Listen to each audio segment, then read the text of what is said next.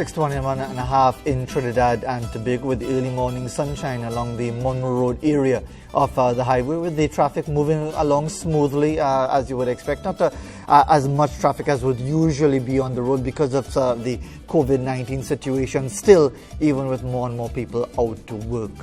Nice image there. All right, let's move along. Well, it wasn't a nice image to present for Trinidad and Tobago education-wise, with the slashing of scholarships, because the announcement of those major changes came with immediate effect to policies relating to GATE and general the entire process related to that, and scholarships as well.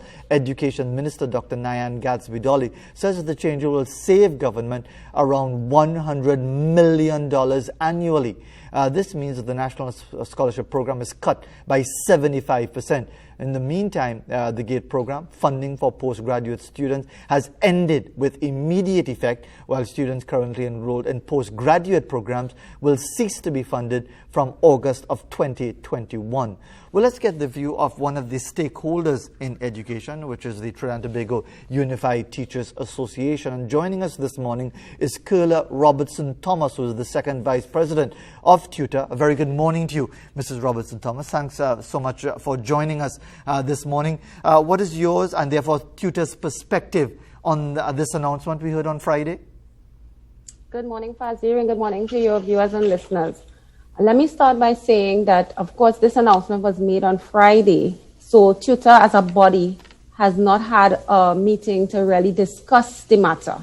What I can say to you is, of course, it would have raised some concerns for us, for those students, especially those students who are currently awaiting the reviews of CSEC as per the CAPE results. And this immediate announcement with no time for them to really settle this would be really discomforting to them and their families, for putting in all of the work that they did, and the schools putting in the work that they did to compete for those scholarships. And now, as you have indicated earlier, a drastic 75% cut, as it were.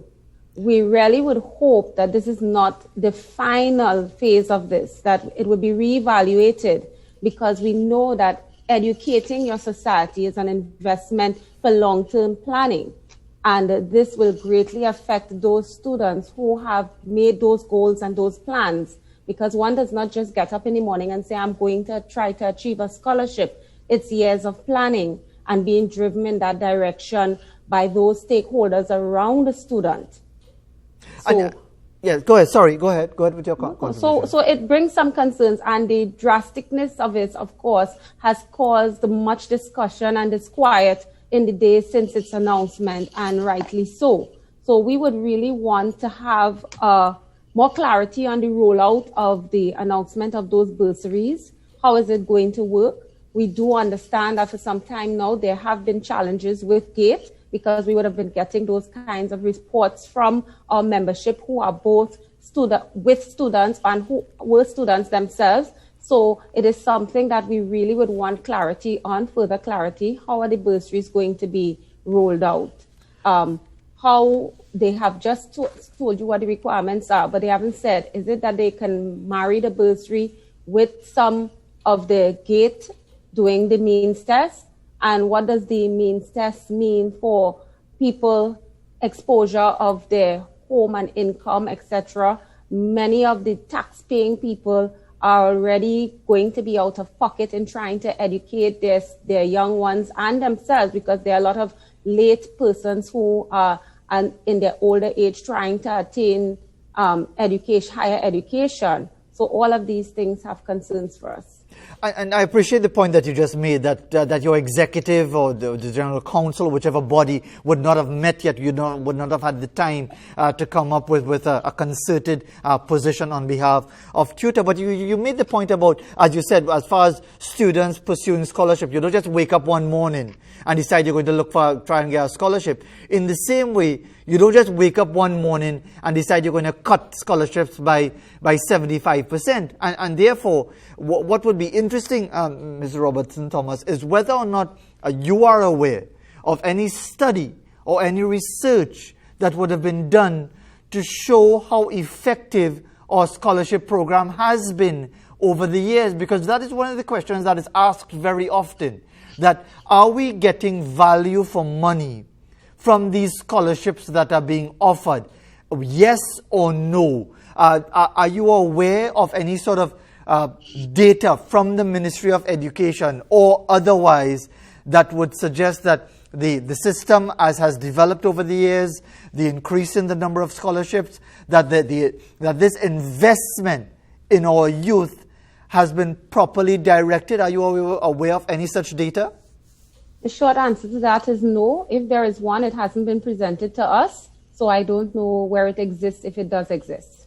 And therefore, you know, that's why I'm framing the question on that basis, that how do we even know that whether you cut it by 75% or you cut it by 50% or you cut it by 100%, how do we even know the parameters in which we're having this discussion as to whether or not the scholarship system works?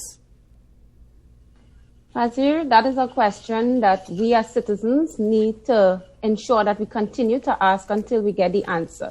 What I could say for TTUTA, it would be something that we would table for discussion, because we have a great interest in what happens. And we are the ones as teachers who are going to be consoling those students who have just written that exam, that is already fraught with all kinds of problems, and now to be given this type of news. So we would really be tabling that for discussion to find out where this information exists and if it is in the best interest, as they have claimed, for the nation. We're all for ensuring that we do the best by the nation. But education is something that we cannot continue to allow politicians to play games with. And that seems to be what has been happening for quite a while. And this is just the latest game that is on the table. And you referenced in passing the whole issue of the anxiety over the results, CSEC and CAPE.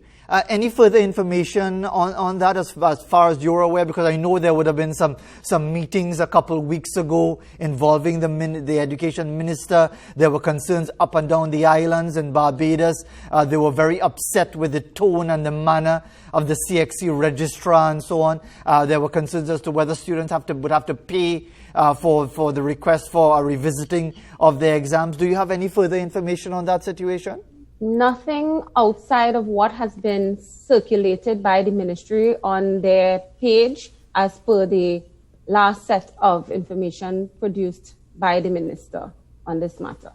And as we return to our substantive discussion about the scholarship program and the bursary program, you know, the counter to this entire discussion, Mrs. Robertson-Thomas, is that virtually from the start of the dollar-for-dollar program, which morphed into GATE, which became, tertiary education from the earliest level, education was free, that we have in some way, whether inadvertently or deliberately for political reasons, we have cheapened education by making it free to the point where it's been abused, and while the institutions benefit courtesy of taxpayers' money, we as a nation have not benefited from this system.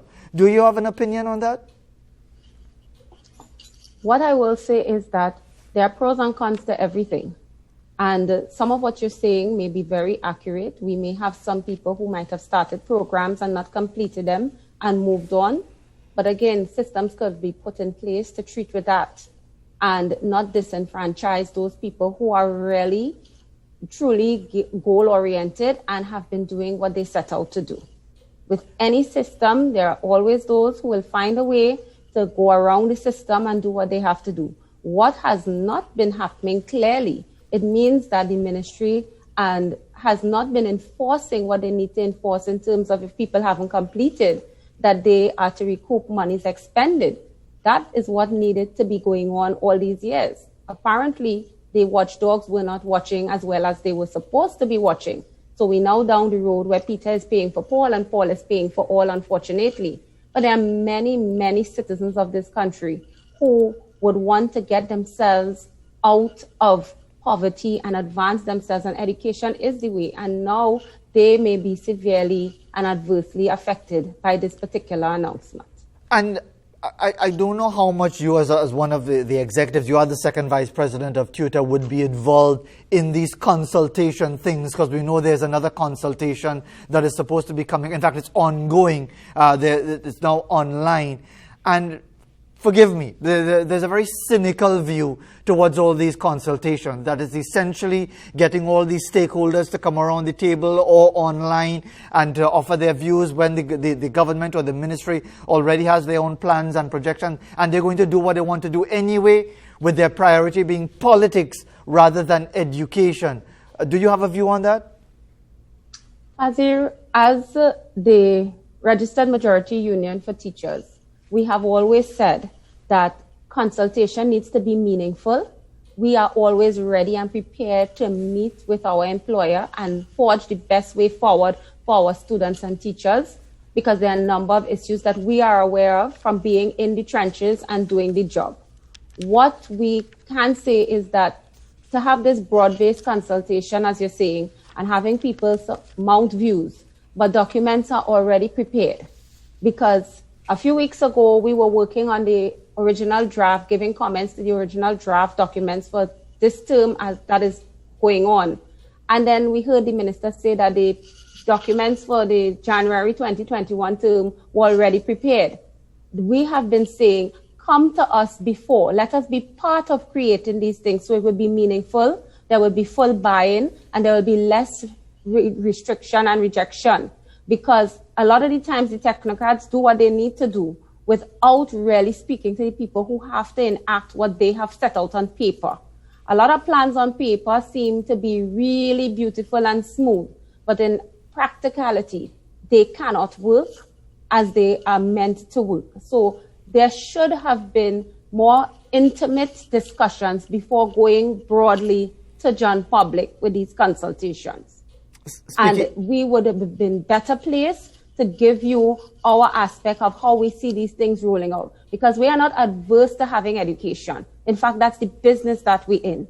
All we would want is to make sure that it is done in a manner where all children can benefit and there's equity, and that it's done in safe environments so that all of us can function and focus on the business of education and not have to be worried about all the other things that actually happen when schools are in session. We've now seen a lot of what negatives are happening with the online learning. So it is not very much different from other things that would have stopped and disrupted schools in the face-to-face setting. And now we are challenged to have to prepare for both of those in January, should things open in that particular manner. And we are seeing a host of issues that will further disadvantage our students when it is meant to bring everybody to the table for education. So we would want to have intimate consultation before things are already black and white and more or less sealed off, before you involve John public. Do you see the face-to-face teaching becoming a reality as we are told it's going to be in January? In January, we're being told that it's going to be a combination of face-to-face and online. So we are to be guided and continue to be guided by what the Ministry of Health and the World Health Organization say, because we would not want a situation where we get out there in masses and then we have more and more infections. So we would really hope that the powers that be are paying close attention to that monitoring and the best decision for the citizenry be made. Because even before COVID, once school is reopened, that's where you get a mixture of all types of germs. That's where you get, as soon as school opens, that's where the flu is hardest. That's where red eye comes, scabies comes, lice, everything comes to a school. When you put all these bodies together and you have people coming from different environments, that is where you have chaos. So imagine COVID in the mix. And while, yes, we've been having a number of people, and the Ministry of Health have been reminding people, you started your program reminding people to sanitize. Children are not adults, and there are some adults that still haven't gotten it. So worse yet for children, there's a lot of work. When children meet each other and haven't seen each other for many months, could you imagine that there's going to be a lot of physical distancing? They are going to be greeting their friends When you deal with infant children who have been taught to share, and you see a lollipop go from one mouth to the other mouth without thought, you have all of these things to think about. It's going to take a lot of work to reprogram our children so that they can survive in this environment. For now, they've been at home with friends, with family and close relatives. But when they get back to their friends, who they are missing, because any teacher now will tell you they are always wanting to be with their friends, looking at them on the computer screen. For those who are privileged to be allowed to do online learning is not the same as engaging them in person. And then we still have a group who have not seen a friend since this thing has begun because they don't have the privilege of having access to online learning. So just imagine that. Just picture that. Indeed, and you've raised a number of very practical issues that the ordinary layman wouldn't think about. As you say, children sharing lollipops and sweeties and all of that. You don't think about that. You think about the broader issues and think everything will work fine. But just as a final thought, Mr. Robertson-Thomas, and we thank you for making yourself available to speak to us this morning on not just the reduction of scholarships and so on, but the broader issues of education. This whole online system and the challenges faced with it. Has TTUTA been able to do any research or get any data or any feedback that would give you some idea as to whether it's been successful, whether it's been unsuccessful, whether it's middle of the road? Has TTUTA established a position on the online teaching modalities? I will tell you that it has been challenging because we're still collecting. In fact, we are poised to give feedback on the newest draft. And we have our education committees currently putting together their perspective. The General Council spent some time discussing it. So we are poised to put those types of things forward. What I can say is it is not as smooth as you would expect it to be. While for some, they have had little or no challenges. We know that there are a number of schools for a number of reasons. They still have not had that seamless join into it. They are trying. There are some schools that are doing only synchronous and some doing only asynchronous work. There are students who still don't have access to devices or Wi-Fi. The easier fix is the devices because corporate Trinidad, they've been giving, schools have been trying to get and so on. So yes, the fix for giving a device is fine. That will come.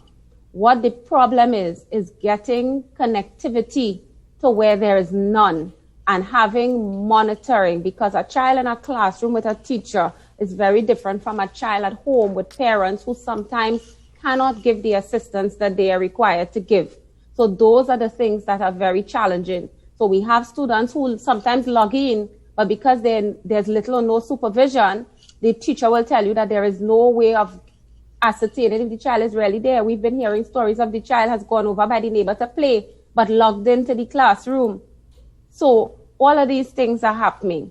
And so what is happening now is an attempt to make sure we reach children and we keep them engaged. What is the best for students will always be for them to be in front of their physical teacher, to be able to read body language and ascertain whether the child is understanding, not understanding. Those who are receiving packages, even more difficult. So we have parents and teachers get into little tiffs because parents come home late at night and they want a response from the teacher at that hour because that's when they are available. So it's a little challenging because they can't help the child with the work because they didn't understand it.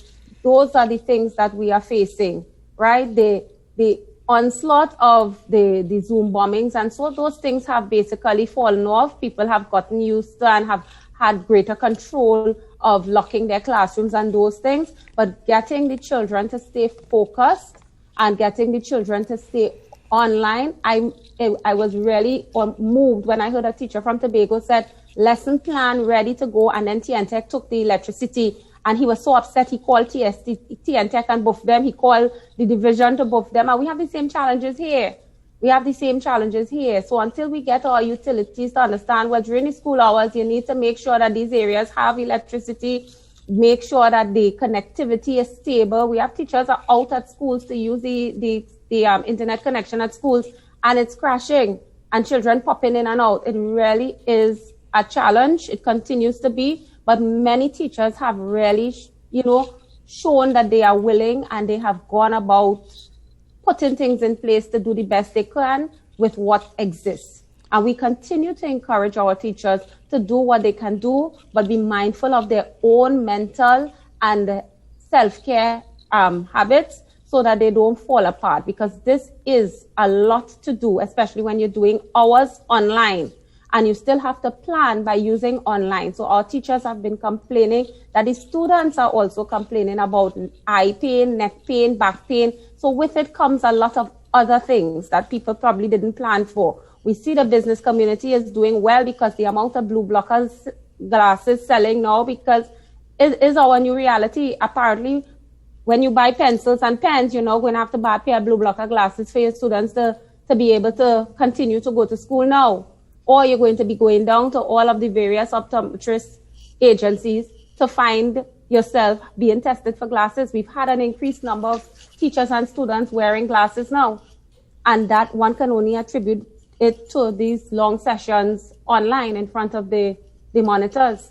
Because you cannot discount that we still continue to look at television and use our phones in addition to a whole day, 6 hours of work in front of a computer. Ms. Kyrla All of these are things that continue to happen. Indeed. Ms. Kyrla Robertson-Thomas, I suspect that you have an endless stream of issues and challenges, but I appreciate the fact that you've taken the time as Second Vice President of TTUTA to give us a perspective, because really, for as you said correctly, from the point of view of the layperson just looking on, might think of it as a pretty simple, straightforward exercise, only to hear about all the many different challenges and the levels of collaboration and connectivity and integration of so many different things that are required for an online education system to work effectively, which we never hear anything about on the official side of things. But we want to thank you very much for taking the time to be with us this morning, and we really appreciate your contribution and hope that some of the challenges that you would have raised will be properly addressed by the authorities. Thank you very much once again. Thank you very much, Fazir. Thank you to TV6. Kyrla Robertson-Thomas, Second Vice President of TTUTA. And when we come back after the break, you're going to have the chance to comment on what we heard from not just the Education Minister on Friday, but what you might have just heard from Kyrla Robertson-Thomas as well. And as we go, let's remind